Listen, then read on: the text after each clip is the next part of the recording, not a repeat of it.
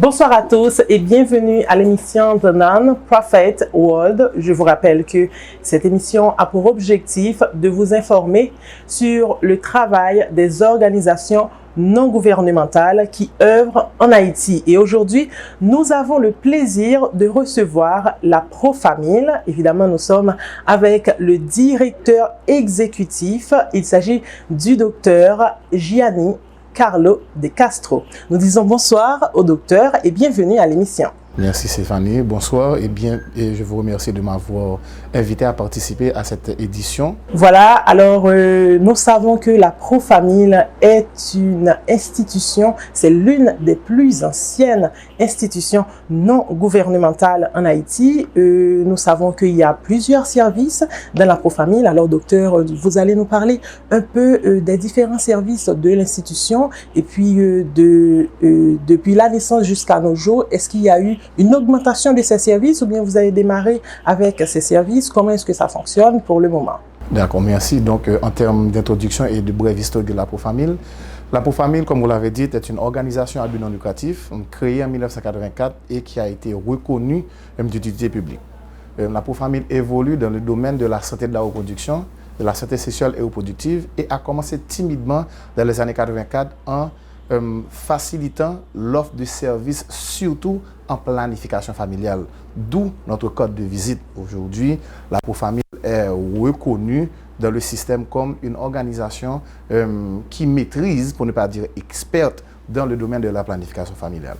Au fil des années, effectivement, nous avons roulé notre bosse dans le domaine de la santé de la reproduction, offrant différents types de services, différents axes stratégiques.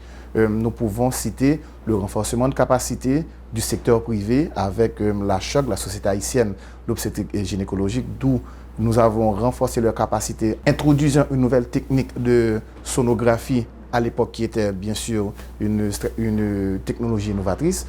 Nous avons réalisé au cours des années 80 une vaste campagne de CCV qui est la contraception chirurgicale volontaire, qui était surtout basée sur une caravane de cliniques mobiles offrant les services de vasectomie et de ligature des trompes en périphérie. Vous savez, à l'époque, dans les années 80-90, il y avait quand même une limitation de l'accessibilité des services et encore moins en ce qui ont rapport avec la santé de la reproduction, voire la planification familiale.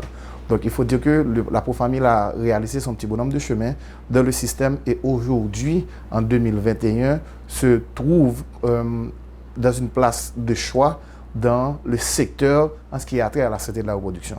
Avec une évolution en dents de scie, en lien avec le financement de différents types de bailleurs, de l'USAID, Union européenne, du NFPA, l'OMS et autres, la Profamil a quand même su gérer son chemin, son trajet, pour qu'aujourd'hui, nous nous trouvons à un carrefour clé. En 2021, avec l'évolution du système, l'évolution de l'environnement, nous parlons aujourd'hui d'écosystème, c'est un terme qui est très à la mode. Lorsque nous vous retrouvons l'écosystème du secteur santé, particulièrement la santé de la reproduction, nous voyons qu'il y a une focalisation sur deux types de bénéficiaires aujourd'hui. Nous parlons de la femme et de la fille. Aujourd'hui, nous voyons qu'il y a beaucoup d'énergie, beaucoup de focalisation sur le renforcement de capacité de la femme et de la fille, parce que le rôle de la femme et de la fille dans le développement d'une communauté, d'une société et même de façon globale devient prépondérante. Donc Profamil aujourd'hui, à cause de son passé habituel au renforcement de capacité et l'offre de services, se trouve aujourd'hui confortable dans l'évolution du système. Nous devons parler d'offre de services. Avant de parler d'offre de services, j'aurais préféré parler des stratégies de la Profamil.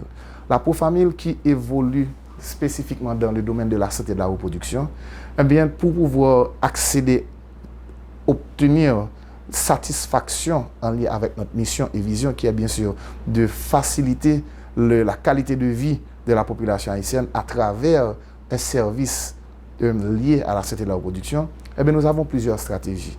La première stratégie est bien sûr la facilitation de l'accessibilité des services à travers l'offre de services. Donc, nous avons des cliniques qui nous sont propres. Au fil des années, nous avions un nombre assez intéressant de cliniques.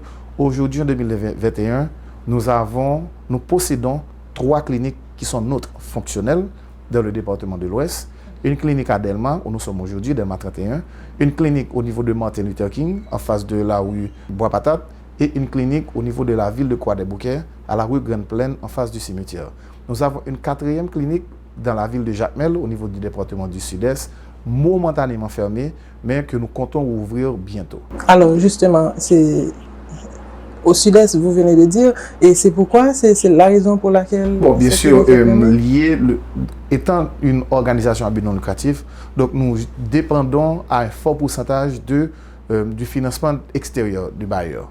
Et il faut dire que dernièrement, avec l'ascension du gouvernement de Donald Trump aux États-Unis, eh bien, il y a eu une secousse terrible dans le secteur du financement. Vous savez que les Américains sont les donateurs les plus généreux. Et lorsque vous voyez, bien sûr, une tendance républicaine qui n'est pas qui est surtout pro-life et non pro-choice, ça veut dire que nous avons eu quand même une réduction drastique du financement mondial pour les activités en lien avec la santé de la reproduction. Donc c'est un problème économique. Effectivement. Ok, d'accord. Mais bien sûr, il faut le dire que parallèlement, au niveau de l'organisation, nous réfléchissons de façon stratégique à traverser cette dépendance financière de l'extérieur pour pouvoir être autosuffisant par rapport à plusieurs stratégies que nous essayons de mettre sur pied. Donc, en termes pour revenir à notre offre de service, les différents services. Donc, nous avons, comme j'ai dit tantôt, 3 cliniques au niveau du département de l'Ouest et une clinique à Jacmel au niveau du département du Sud-Est, à travers lesquelles nous offrons un package intéressant. Le package qui intéresse les femmes en majorité et également les hommes.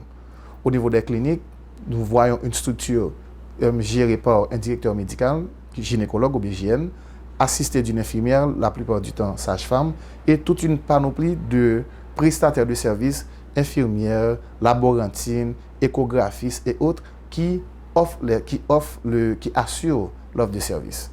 Nous voyons des services de gynécologie pour tout type de femmes. Nous voyons les services de prénatal, consultation prénatale. Nous voyons le dépistage et le traitement du VIH-Sida. Okay? Nous voyons le dépistage précoce des cellules précancéreuses du col. Vous parlez du pap test?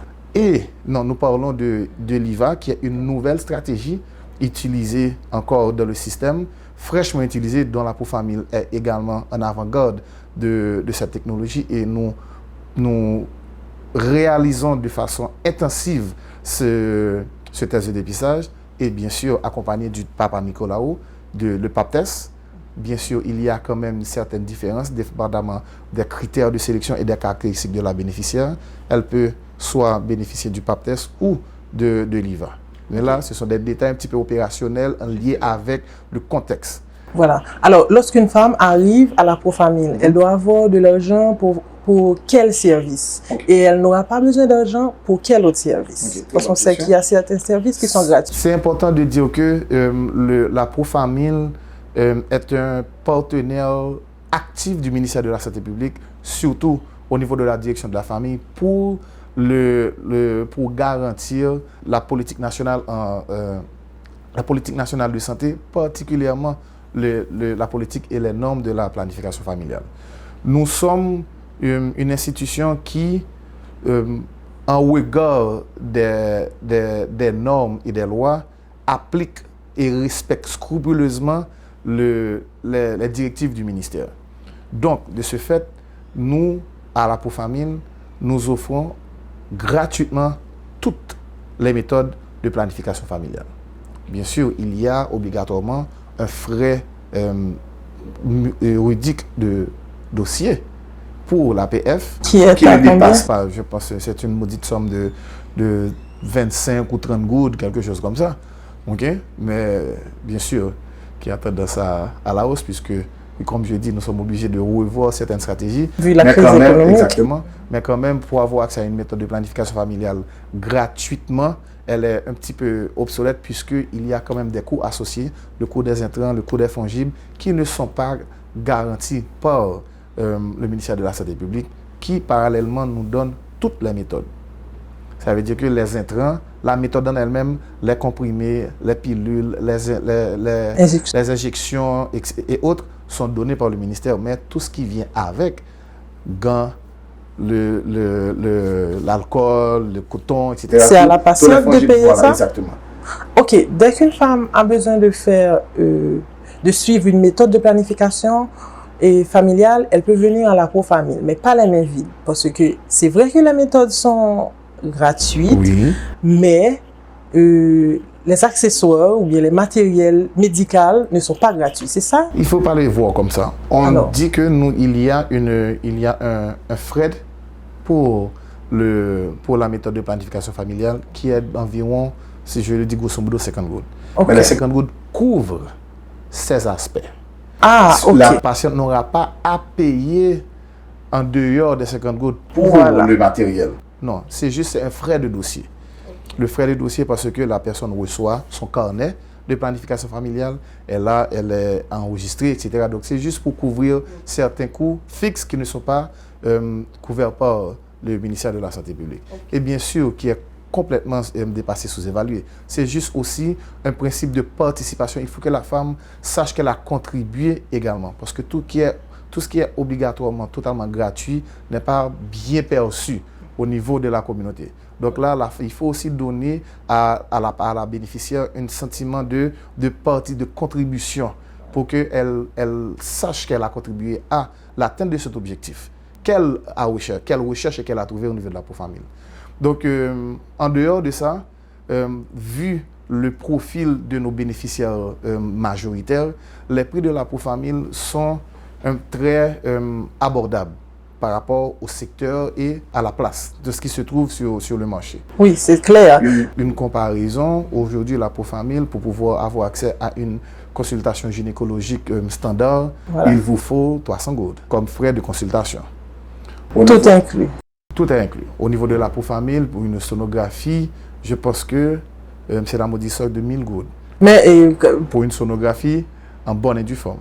OK. Mais vous parlez de cette sonographie souvent, et lorsqu'il y a un service à bon marché en Haïti, nous savons que notre système sanitaire est très, très vulnérable. Et il y a une longue ligne en général dans les cliniques. Est-ce que ça arrive souvent à la ProFamille? Parce que les gens, ils n'ont pas les moyens. Lorsqu'il y a un espace qui est plus ou moins abordable, il faut comprendre que l'un des points forts de la ProFamille, c'est la qualité des services. Aujourd'hui, nous pouvons avec confort dire que nous travaillons pour garantir un niveau standard de qualité de service. Puisque nous respectons, comme je l'ai dit tantôt, les protocoles du ministère que nous les appliquons scrupuleusement, et nous avons aussi le souci de bien-être pour notre clientèle, parce que particulièrement, nous savons que tout ce qui a rapport avec le domaine de la santé de la reproduction et particulièrement la planification familiale, il y a tellement d'obstacles. Donc, nous voulons réduire les obstacles pour la consommation. Donc, il n'y a pas une longue file d'attente en général devant même si, à cause de la qualité des services, à cause du taux de référence, parce que notre source première de nouvelles clientes sont les clientes satisfaites. Donc, ça veut dire que c'est aussi un indicateur par rapport à la qualité des services. Si vous recevez un service à un niveau d'une structure et vous le référez à vos proches, ça veut dire que vous étiez satisfait à un moment de la durée et la qualité est présente. Donc, effectivement, nous avons certains jours une ligne d'attente assez intéressante, pour ne pas dire imposante, mais nous pensons que de préférence, c'est surtout un indicateur de qualité par rapport au service que nous offrons. OK, justement, vous avez 3 centres dans l'Ouest et un centre dans le Sud-Est, mais vous avez l'habitude de faire des cliniques mobiles. En effet. Pour le moment, comment fait la ProFamille vu l'insécurité qui règne en ce moment? OK. Et il faut dire que la ProFamille a bénéficié dernièrement a gagné dernièrement un bid autour de l'accessibilité de l'offre de services dans des départements autres que les départements de l'Ouest. Mais stratégiquement, face à le développement de la situation difficile au niveau sécuritaire, mais stratégiquement, nous avons recruté du personnel sur place. OK? Donc, ça veut dire que nous avons identifié du personnel à travers certains partenaires clés dans le ministère de la Santé publique, à travers la direction départementale de ces régions. Et nous avons identifié des ressources compétentes pour lesquelles nous avons renforcé les capacités et aligné aux standards de la ProFamille. Donc, ils ont reçu une formation sur les techniques de communication, les points clés, etc. Donc, nous avons, à un moment de la durée, nous sommes garantis de la qualité du service. Bien sûr, pas à 100%, mais quand même, nous nous sommes assurés que le personnel recruté en périphérie connaissent et ont une idée et ont la documentation et les protocoles de la ProFamille pour l'offre de service. Maintenant, les cliniques mobiles se réalisent en périphérie où vraiment l'accessibilité est encore plus réduite vu l'impact du Covid-19 et bien sûr les tronçons clés, les axes clés de routiers qui ne permettent pas aux équipes de Port-au-Prince de se rendre, surtout dans la presqu'île du Sud, au niveau des départements du Sud, de la Grande-Anse et du Sud-Est. Donc, grâce à cette stratégie, eh bien, nous pouvons quand même garantir un niveau appréciable de service et l'accessibilité de ces services à travers les cliniques mobiles. Okay. Donc, aujourd'hui, nous sommes dans le département de la Grande-Anse, dans le département du Sud, au niveau de toutes les communes et aussi au niveau de toutes les communes du département du Sud-Est. OK, vu cette stratégie assez intéressante parce que rentrer dans un quartier ou bien utiliser des habitants de ce quartier, c'est deux choses nettement différentes. Ça vous aide à vous protéger aussi. Mais face à cette situation, même lorsque vous ne faites pas de clinique mobile avec le personnel qui vient de l'extérieur, vous utilisez les habitants des quartiers, est-ce que ça vous protège? Est-ce que la ProFamille n'a pas encore été victime de l'insécurité? Bon, il faut dire que de façon globale et générale, bien sûr, comme toutes les autres structures et instances du pays, nous sommes assurément, nous avons eu un impact négatif. Bon, je peux quand même prendre un exemple, notre clinique qui se trouve au niveau de Turgeau, en face de la rue Bois-Patate. Eh bien, pendant l'année 2020, vous savez que la rue l'avenue John Brown était le théâtre de beaucoup de troubles sociopolitiques. Et là, avec des manifestations, des tirs et autres, l'impact direct sur cette clinique particulièrement a été assez ressenti. Nous avons dû quand même nous ajuster, nous adapter, modifier l'accessibilité, renforcer la sécurité. Et bien sûr, nous avons dû faire une catastrophe à plusieurs reprises au niveau de cette clinique. Et parallèlement, l'autre clinique de Delma 31 aussi, puisque à un moment de la durée, il y a eu quand même du grabuge sur l'autoroute de Delma, avec extension à Delma 31, plein de barricades à plusieurs, peut-être 5-6 fois dans l'année 2020. Donc oui, nous avons définitivement subi l'impact négatif de l'insécurité au niveau de la clinique. Et nous pouvons aussi prendre en exemple notre clinique de Delma de Croix-des-Bouquets. Nous avons reçu des menaces au niveau de cette clinique. Certaines ressources, certains personnels de la clinique ont reçu des menaces. Puisque bien sûr, donc là, définitivement, je ne pense pas qu'il y ait une structure de près ou de loin qui n'a pas été victime de cette situation très difficile que nous vivons actuellement. Et nous l'avons ressenti également. Et je pense que c'est à travers toutes les structures, nous avons une baisse de la fréquentation. Je l'ai dit tout à l'heure, nous essayons d'identifier des stratégies pour sortir de cette dépendance financière en augmentant par exemple les recettes internes. Mais lorsque vous avez une diminution de la fréquentation, les gens ne viennent pas parce qu'elles ont peur et c'est qui est tout à fait normal. Donc maintenant, comment vraiment garantir Normalement, il y a des femmes, lorsqu'elles allaitent, elles ont tendance à avoir peur de suivre une méthode de planification familiale. Parce que souvent, elles disent que ça pourrait avoir un impact sur leur bébé et tout. Qu'est-ce que vous pourrez nous dire sur une telle situation? Bon, par rapport aux méthodes de planification familiale, particulièrement pour les femmes allaitantes, il faut dire qu'il y a une méthode naturelle que nous appelons l'allaitement maternel exclusif, qui est MAMA.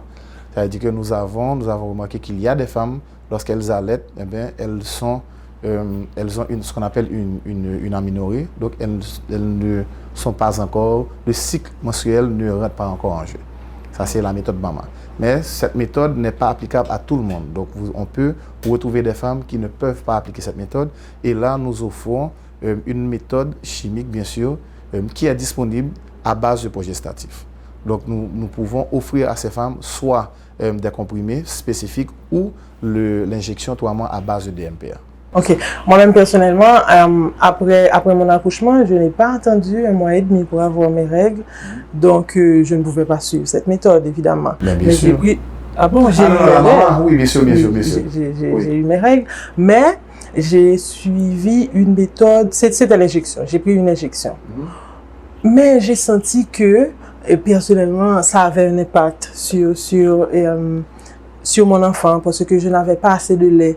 Est-ce que c'était naturellement? Je ne sais pas. Mais quand même, j'avais fait cette injection et puis au fil du temps, j'ai senti qu'il y avait une diminution.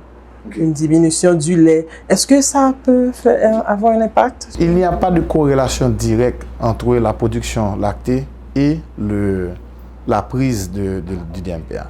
Il faut dire que à cause du manque d'information ou bien la transmission de tabous sur les méthodes de contraception, il faut, pour garantir le succès d'une méthode contraceptive, garantir une bonne introduction à la méthode. Ça veut dire que le counseling initial est l'élément clé pour pouvoir garantir le succès.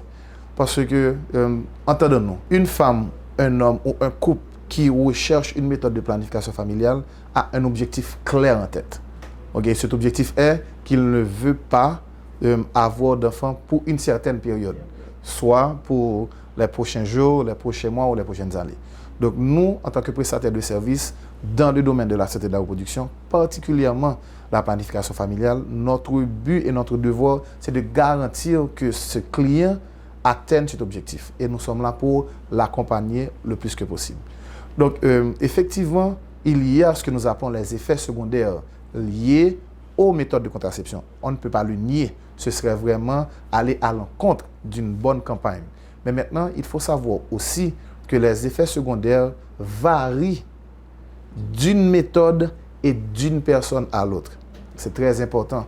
Il ne faut pas comprendre et croire que X personne prend Y méthode et aura Z effet secondaire et ça va être le même pour vous. Okay? C'est très important à comprendre parce que chaque organisme réagit à sa façon et est unique dans un sens. Ce que j'aime dire comme exemple, vous savez qu'une personne qui prend du paracétamol peut mourir de choc anaphylactique dans les 10 secondes à venir. Ce sont des choses qui arrivent, mais on ne va pas incriminer le paracétamol et dire que c'est un médicament qui tue. Voilà, c'est un poison. Donc c'est dans ce sens-là qu'il faut comprendre ça. Et encore une fois, le counseling initial, la disponibilité de pouvoir garantir la compréhension de la méthode de l'infirmière à la bénéficiaire ou au patient est primordial, est clé. Et c'est ce temps que nous prenons nous à la ProFamille avec nos bénéficiaires pour qu'elles puissent savoir exactement à quoi s'attendre et savoir aussi que nous sommes disponibles pour qu'elles reviennent pour pouvoir adresser quelle que soit la situation ou le problème qui survient à la prise de cette méthode. Ok, pour le moment, que fait la ProFamille? Alors, nous savons que les grossesses précoces, il n'y a pas qu'en Haïti, mais Haïti, en tant que pays pauvre, nous pouvons dire qu'elle est très touchée par ce problème, et les grossesses précoces, j'en parle. Comment est-ce que la ProFamille aborde ce problème? Parce que, est-ce qu'il y a un âge pour commencer à suivre une méthode de planification familiale? Si oui, comment est-ce que vous abordez ce problème avec les adolescentes? Au tout début, nous avons commencé par identifier les stratégies de la ProFamille. Nous avons commencé par la stratégie de l'offre de services. Nous avons parlé des cliniques, nous avons parlé des cliniques mobiles, okay? Mais nous avons plusieurs autres stratégies. L'une de ces stratégies, et nous croyons dur comme fer à la ProFamille, qu'il faut investir au niveau de la jeunesse. C'est pour ça que nous avons intégré dans notre plan d'action et dans nos stratégies un volet jeune. Le volet jeune qui consiste à renforcer la capacité de jeunes identifiés à travers un réseau en lien avec nos cliniques. Je m'explique. au niveau de nos cliniques, de nos 4 cliniques actuellement, et nous avions également une clinique à Port-de-Paix, donc c'est le modèle de la Pro-Famille, nous avons une grande salle, une salle de jeunes à l'intérieur des cliniques même. Un espace où les jeunes se réunissent régulièrement avec une certaine périodicité pour pouvoir être sensibilisés et informés sur des thèmes liés à la santé de la reproduction. Sexualité responsable, la transformation du corps lors de la puberté, la violence basée sur le genre, comportement sexuel responsable, etc. Plein de thèmes qui préparent les jeunes à pouvoir traverser cette période. Parallèlement, vous leur donnez des préservatifs. En fait, l'accessibilité à certaines méthodes, oui, elle facilite l'accès de certaines méthodes aux jeunes. Mais il faut dire aussi que nous devons rester dans les prescrits de la loi. Aujourd'hui, il est clair que nous ne pouvons offrir une méthode de planification familiale à une jeune qui ne soit pas accompagnée de parents s'il n'a pas encore 18 ans. Okay? Donc là, nous devons quand même rester c'est pour ça que nous insistons sur le renforcement de capacité. Parce que la bonne information au bon moment et la bonne personne contribue au changement de comportement et à l'atteinte des objectifs. Aujourd'hui, les jeunes de la Pro-Famille savent exactement qui, quand, quoi et comment. Et à partir de ça, cette attitude, cette modification de comportement à cause de l'information va leur garantir de pouvoir atteindre leurs objectifs. Et il faut dire que cette stratégie devrait avoir un impact ou bien rayonne sur non seulement l'individu, la famille, la communauté et le pays. Donc, un parent qui... Bon, nous savons qu'en Haïti, les parents haïtiens, ils ne sont pas ouverts à l'éducation sexuelle de leurs enfants. Mais il y a certains qui essayent quand même de voir les choses d'une autre manière. Si une mère ou bien 2 parents décident d'emmener leurs enfants à la Pro-Famille, moins de 18 ans, Jean-Paul, est-ce que la Pro-Famille serait d'accord pour une planification familiale? Parce que c'est avec un parent qu'un enfant... Légalement, c'est tout à fait. En fin de compte, nous ne pouvons offrir ce service qu'en présence d'un parent. Voilà. Okay? Au moins de 18 ans. Pour moins de 18 ans, bien sûr. Okay. Donc ça veut dire que il faut dire que nous encourageons parallèlement aussi l'éducation des parents autour de l'importance de l'éducation sexuelle. Et il faut dire que la Pro-Famille aussi fait partie de comités techniques accompagnant la direction de la santé, de la santé scolaire au niveau du ministère de l'Éducation nationale pour pouvoir contribuer de la réflexion de l'importance de l'éducation sexuelle dans le curriculum du ministère aujourd'hui. Parce que, il faut le dire, le profil de la pyramide des âges aujourd'hui en Haïti montre que plus de 50% de la population haïtienne a moins de 25 ans. Voilà. Aujourd'hui. Donc, nous avons un pool, une base assez large au niveau de la pyramide des âges. Et une information additionnelle très, très, très stratégique et importante, la moitié de la population haïtienne est féminine. Donc, nous avons une population plus féminine que toute autre et plus jeune que toute autre. Donc, ces 2 caractéristiques importantes devraient quand même pister certaines stratégies à tous les niveaux, local, régional, national et même international. OK, pour les plus de 18 ans, est-ce que les préservatifs sont très accessibles pour eux? Pour les jeunes, n'importe quel jeune peut passer à la Pro-Famille, récupérer un préservatif? Sans souci. C'est très facile à trouver, pas besoin de discours. Non, du tout.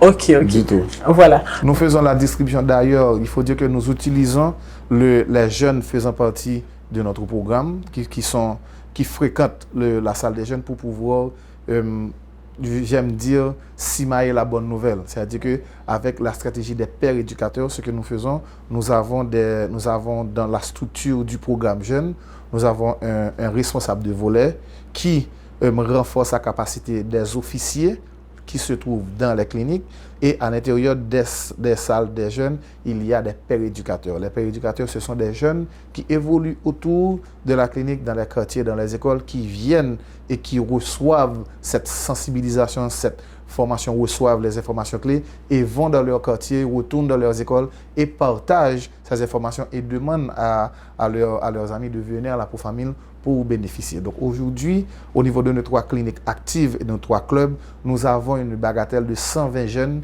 qui gravitent régulièrement et qui bénéficient de toutes les activités de la Profamil, soit de sensibilisation ou de participation comme acteurs, comme agents de changement pour leur communauté. Ok, aujourd'hui, nous savons qu'il y a une barrière devant la Profamil et c'est justement c'est la religion. Il y a beaucoup d'églises qui refusent d'entendre parler de la planification familiale. Comment est-ce que vous faites pour rentrer dans certains quartiers? Parce que souvent, on arrive dans une zone défavorisée. Là où il y a beaucoup plus de monde, c'est dans une église. Comment fait la Profamil? La stratégie de la Profamil est l'accès à la formation, à l'information. Aujourd'hui, notre cheval de bataille, c'est de garantir que la personne a le choix de prendre une décision. Et une décision qui devient une décision, bien sûr, pour son bien-être. Nous n'influençons pas, mais nous garantissons l'information afin que cette personne puisse prendre une décision. Il faut comprendre. Donc aujourd'hui, vous montez sur le site de la Profamil, on ne dit pas vous devez prendre une méthode, vous devez faire ceci, vous devez faire cela. Ce serait de préférence, savez-vous qu'il existe 1, 2, 3, 4, 5. Savez-vous que dans les autres pays, les gens font 1, 2, 3, 4, 5. Savez-vous que vous avez le droit de demander 1, 2, 3, 4, 5. Donc vous ne rentrez pas dans les églises? Non, écoutez. Pas de projet de formation? Non, nous n'avons pas une culture d'adresser un groupe particulier. Nous sommes ouverts à tous ceux et celles qui veulent bénéficier de l'expertise de la Profamil dans ce sens. Et il ne faut pas oublier, nous ne sommes pas seulement dans le volet de la planification familiale. Nous sommes aussi dans il faut comprendre, la planification familiale, les méthodes de contraception, c'est un volet. Il y a aussi les troubles de la fertilité, qui est la contrepartie des méthodes de contraception. Il y a l'importance pour nous aujourd'hui du dépistage du cancer du col, qui est un tueur silencieux de la jeune féminine. Nous sommes aussi pour véhiculer l'accès aux soins post-abortifs aujourd'hui, puisque si nous analysons encore les données disponibles, les complications de l'avortement réalisé dans des conditions non sécures contribuent au tiers de la mortalité maternelle du pays, qui est le plus élevé dans la région de l'Amérique et de la Caraïbe. Donc maintenant, stratégiquement adresser des points clés autour de la santé de la reproduction, l'accessibilité de l'information, l'accessibilité des services contribue et va contribuer à la réduction de la mortalité maternelle. Réduire le nombre de femmes qui meurent parce qu'elles sont soit tombées enceintes, soit parce qu'elles ont porté un bébé. Voilà. Donc tout ceci, c'est dans cette logique de réduction de mortalité maternelle, de renforcement de capacité aussi de la communauté, de nos femmes et de nos filles, puisque aujourd'hui nous constatons malheureusement qu'elles sont les plus à risque dans notre société. Ok. Moi-même, mais j'ai voulu insister sur la planification familiale parce que non seulement depuis le début de l'épidémie, de la pandémie, alors, il y a une tendance, moi-même personnellement, il n'y a pas de statistiques. Je ne crois pas qu'il y ait eu de statistiques en Haïti sur le nombre de grossesses qu'il y a eu depuis cette pandémie. Mais on a tendance à voir que apparemment ça a augmenté. Apparemment, les gens sont restés chez eux pendant longtemps, donc ils ont tendance à avoir des rapports sexuels et tout. Est-ce que vous avez pris en compte cet aspect pendant cette maladie? Et puis, comment la Profamil a su combattre tout ça? Parce que moi-même, personnellement, je me suis dit une fois, qui est-ce qui va dire un mot? Mon Dieu, trop de femmes enceintes. Près de chez moi, c'est presque une dizaine de femmes sont tombées enceintes. Oui, je les ai comptées. Je me suis dit, mon Dieu, elles sont toutes enceintes. Est-ce que la Profamil n'a rien dit? Voilà.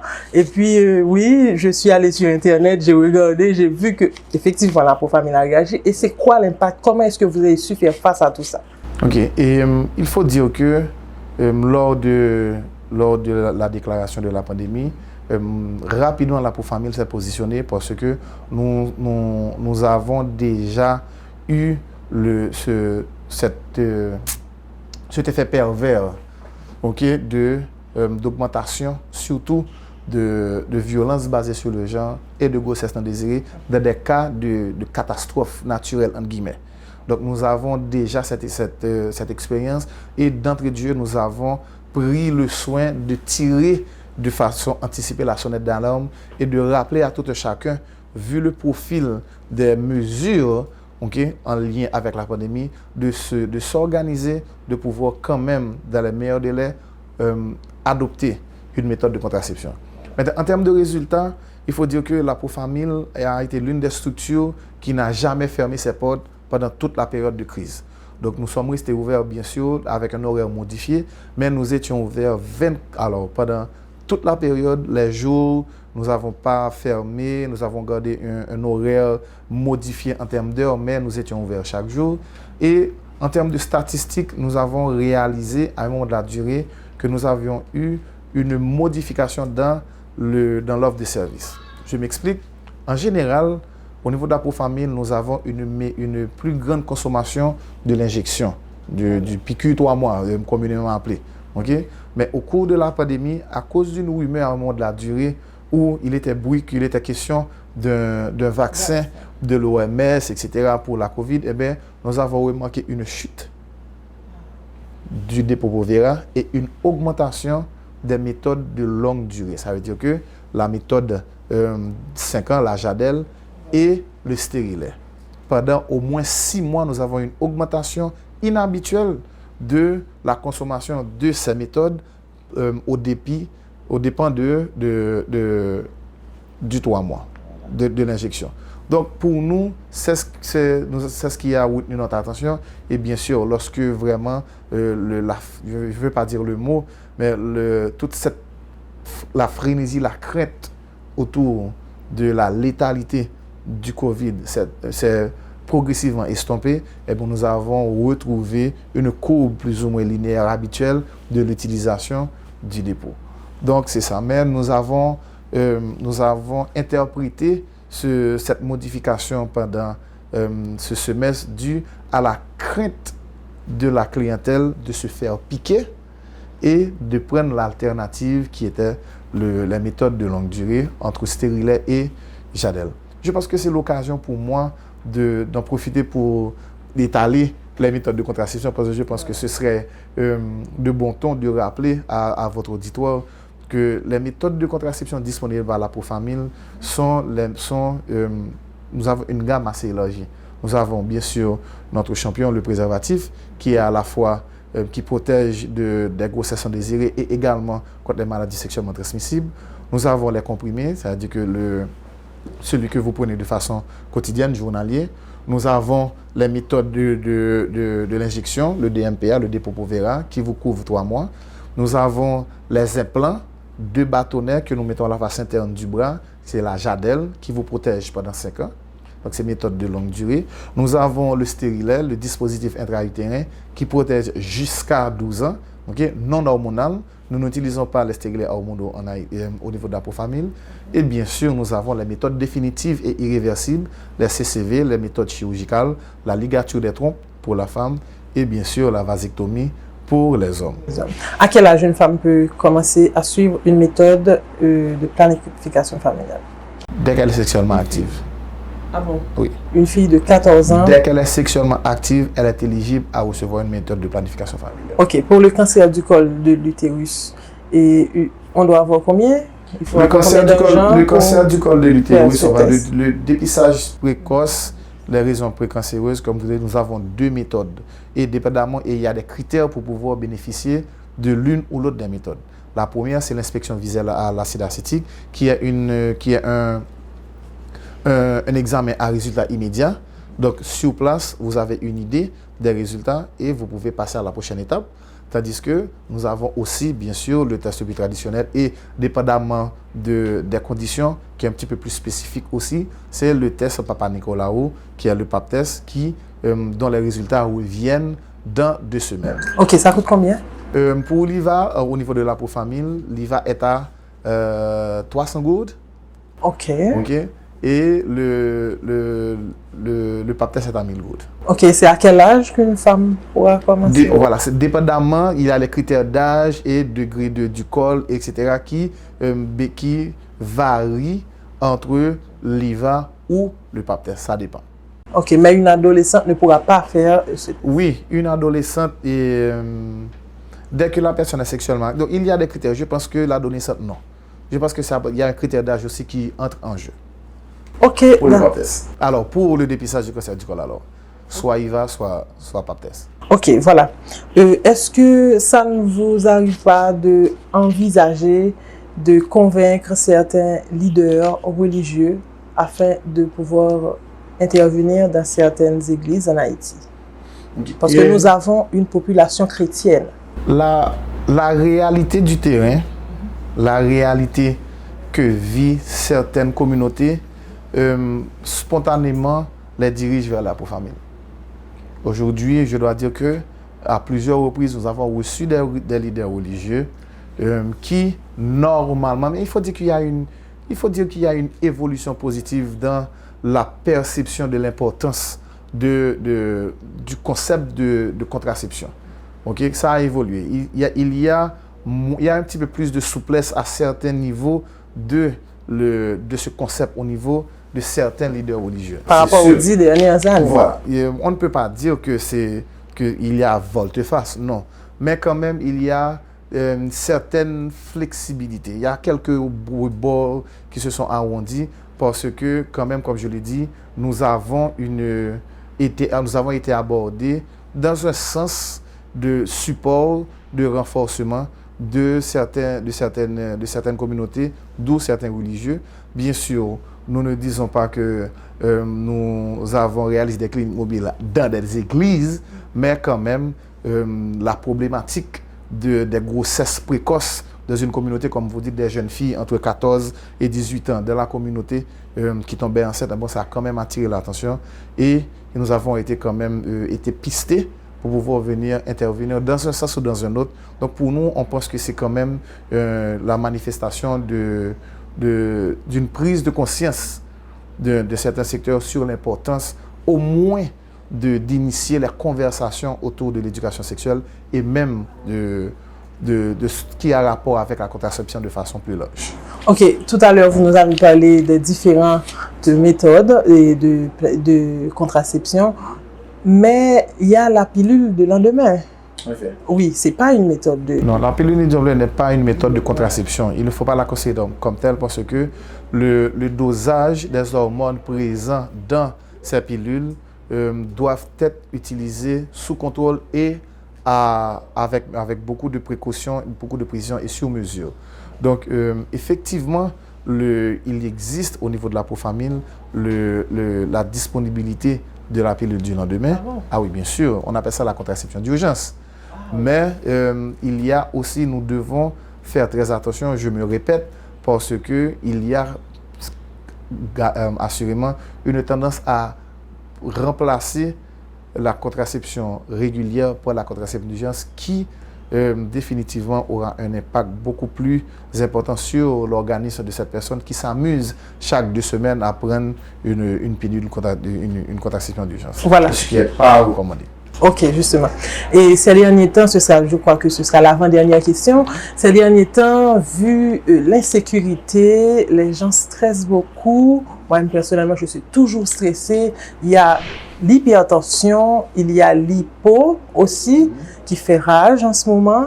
Est-ce que, n'importe quelle méthode, hein, est-ce que ça n'aura pas un impact sur les personnes qui sont soit hypertendues ou bien hypotendues ou bien diabétiques et tout? Il n'y a pas un impact? OK. Il faut dire que, encore une fois, l'importance d'un bon programme de planification familiale est la disponibilité de l'information et l'accès aux services. Je ne vais pas me présenter en tant qu'expert en méthode de contraception, donc je ne maîtrise pas totalement, entièrement les sous et dessous des effets secondaires et autres. Mais ce que je sais, c'est que au niveau de la pauvre-famille, nos expertes, nos infirmières qui maîtrisent et qui évolue dans ce domaine depuis déjà une bonne entre 10 et 15 et 20 ans, dépendamment de la clinique. Donc nous avons vraiment des experts qui accompagnent et qui savent comment accompagner tout bénéficiaire qui traverse un moment difficile ou qui présente des signes anormaux pendant leur séjour dans le monde de la contraception. Donc aujourd'hui, ce que j'essaie de dire, c'est que c'est sûr qu'il y a des indications de modification de méthode par rapport à X, Y ou Z situation. Encore une fois, je ne vais pas m'aventurer et parler d'hypertension ou de diabète et autres, ou de stress, mais je sais qu'au niveau opérationnel, au niveau des cliniques, ces dames et ces messieurs et dames peuvent accompagner quelle que soit la circonstance, quelle que soit la situation qui se développe, si toutefois elles sont régulières et sont suivies. Oui, je vous ai posé cette question, c'est parce qu'une fois j'ai conseillé à une dame de suivre une méthode de planification familiale, elle m'a dit non, je suis hypertendue, c'est pas bon pour moi, ça va me rendre malade et tout. Je me suis dit, ok, je vais essayer de m'informer là-dessus. Ça n'a rien à voir, même si une personne est hypertendue, elle est diabétique, il existe des méthodes qu'elles peuvent utiliser. Voilà. On ne va pas dire que c'est X, Y ou Z, mais il existe des méthodes adaptées à tout type de situation. Donc l'essentiel, c'est de venir et de faire la consultation et de pouvoir identifier ensemble avec le prestataire de service quelle méthode que vous allez utiliser. Parce qu'il faut comprendre, à la fin, je le redis, l'objectif final, c'est de pouvoir contrôler son pouvoir de fécondation. Voilà. Donc ça n'a rien à voir avec la santé de la personne, c'est d'être sur place afin de savoir quelle méthode on pourra suivre. Effectivement. Quelles options qui soient favorables par rapport à votre situation. Ok, justement. Voilà, merci beaucoup, docteur. Nous avons une toute dernière question. Nous allons vous demander de nous faire un petit rappel sur la Profamil. D'où vient ce sigle? C'est un sigle. Oui, la Profamil, c'est l'Association pour la promotion de la famille haïtienne. Okay, c'est une organisation encore à but non lucratif qui évolue en Haïti depuis 1984. Nous avons été, au cours des dernières années, un membre à part entière, fédéré, reconnu de, à l'époque, l'International Planned Parenthood Federation, IPPF, qui aujourd'hui s'est scindé en deux et nous faisons partie de la nouvelle branche qui est l'IPPF-WHR, le Western Hemisphere Region, avec qui nous avons décidé de poursuivre notre aventure. Donc, initialement membre de l'IPPF et aujourd'hui nous avons fait route avec l'IPPF-WHR qui a été une branche séparée de la Fédération mondiale. La Profamil, comme je l'ai dit tantôt, un membre de plusieurs comités techniques des ministères de la santé publique, ministère de la condition féminine, au niveau du collectif des droits en santé sexuelle et reproductive, au niveau du ministère de l'Éducation nationale, près de la direction de la santé scolaire, au niveau également de la DSF pour le comité technique de révision des normes de la planification familiale, etc. Donc la Profamil, encore une institution haïtienne, à but non lucratif, qui vraiment se positionne dans le secteur de la santé et de la reproduction pour pouvoir garantir et faciliter la qualité de vie de ses concitoyens dans le domaine de la reproduction. Voilà. Merci beaucoup, docteur. Un grand merci à chacun de vous de nous avoir accordé votre temps. Vous avez suivi The Non-Profit World. C'est une émission conçue dans le but de vous informer sur les organisations non gouvernementales en Haïti. C'était un vrai plaisir d'être avec vous. On vous dit bye bye et à la prochaine.